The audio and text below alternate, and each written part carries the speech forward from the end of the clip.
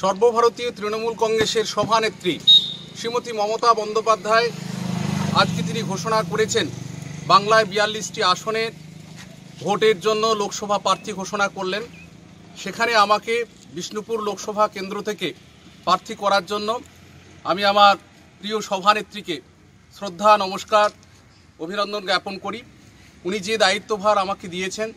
নিষ্ঠার সঙ্গে সর্বত্রভাবে দলের প্রতি অনুগত রেখে আমি যাতে কাজ করতে পারি এবং এলাকার সমস্ত স্তরের আমাদের নেতা নেতৃত্ব যারা রয়েছেন, কর্মীরা রয়েছে, তাদের সকলকে একত্রিত করে যাতে এই ভোটের ময়দানে লড়াইয়ের মধ্য দিয়ে মাননীয় মুখ্যমন্ত্রীকে এই বিষ্ণুপুর লোকসভা আসনকে উপহার দিতে পারি, সেই অঙ্গীকার আজকে আমরা সকলে মিলে শুরু করেছি এবং সর্বত্রভাবে আমাদের যে দেয়াল লিখনের পর্যায় সেটাও আমরা সমস্ত আমাদের নেতা নেতৃত্ব এবং কর্মীরা অত্যন্ত আনন্দের সঙ্গে দেয়াল লেখার কাজ শুরু করেছে। তাই সকলকে আমি অগ্রিম ভালোবাসা, অভিনন্দন, শুভেচ্ছা, সালাম, জোহার, নমস্কার জানিয়ে আমি সকলের কাছে আবেদন করি আপনারা মমতা বন্দ্যোপাধ্যায়েরকে আশীর্বাদ করুন। মুখ্যমন্ত্রী মমতা বন্দ্যোপাধ্যায় সোনার ভারত গড়ার লক্ষ্য নিয়ে যে ৪২ আসনের ডাক দিয়েছেন,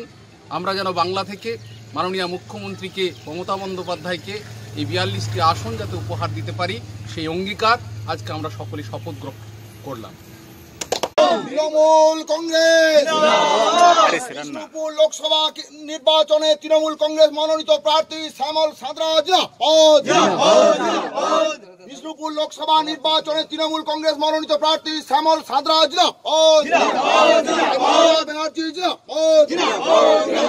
মানুষের প্রার্থী শ্যামল সাঁতরা বন্দে মাতরম,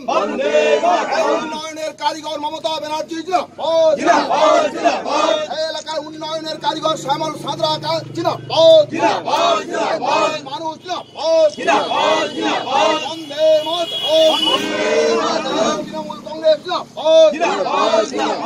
লোকসভা নির্বাচনে তৃণমূল কংগ্রেস মনোনীত প্রার্থী শ্যামল সাঁতরা